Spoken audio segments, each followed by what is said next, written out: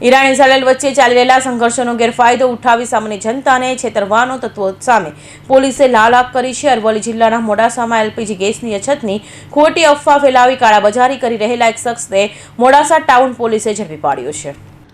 યુદ્ધની અસર ભારત સુધી પહોંચી છે, જેને લઈ ઘર વપરાશમાં વપરાતું ગેસ માટે વહેલી સવારે લાંબી લાઈનો અને સિલિન્ડરની ચોરીના બનાવો વધ્યા છે.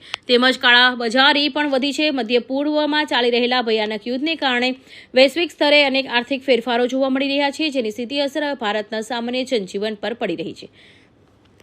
અરવલ્લી જિલ્લાના મોડાસામાં એલપીજી ગેસની અછત ખોટી અફવાઓ ફેલાવી કાળાબજારી કરી રહેલા આરોપી નિમેશભાઈ કિરીટભાઈ ભાવસાર લોકોમાં એ અફવા ફેલાવતો હતો કે ઈરાન ઇઝરાયેલ યુદ્ધને કારણે આગામી સમયમાં એલપીજી ગેસની ભારે અછત સર્જાશે.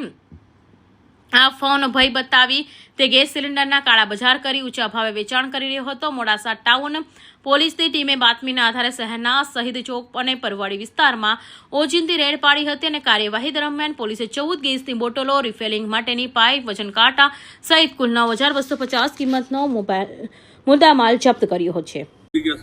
લેવા આવું છું, ઘણા દિવસથી પાછો જાઉં છું. સવારના 7 વાગ્યાના આજે ઉભો છું તડકામાં, ખાવા પીવા વગર, નાસ્તા કર્યા વગર, તોય કઈ નંબર મળે નહીં. એક જ ગાડી આવેલી છે, બારતા મળતા નથી. ઘણા દિવસથી ધક્કા ખાઉં છું ભિલોડા ગામમાં. હું સવારમાં લગભગ 9 વાગ્યાથી લાઇનમાં ઊભો છું ગેસના બાટલા માટે, અને આપ જોઈ શકો છો ગેસના બાટલા માટેની કેટલી લાઈન છે ને કેટલી અછત છે.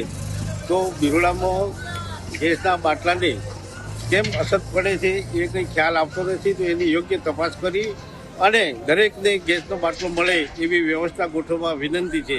પોલીસે આરોપીઓ વિરુદ્ધ કાયદેસરની કાર્યવાહી હાથ ધરી છે. આ સફળ ઓપરેશન બાદ પંથકના કાળાબજારીયા તત્વોમાં ભારે ફફડાટ વ્યાપી ગયો છે. તંત્ર દ્વારા નાગરિકોને અપીલ કરવામાં આવી છે કે આવી કોઈપણ પ્રકારની અફવાઓથી દોરાવું નહીં અને સત્તાવાર માહિતી પર જ ભરોસો રાખવો. કૌશિક પટેલનો report, Hind TV news, Surat.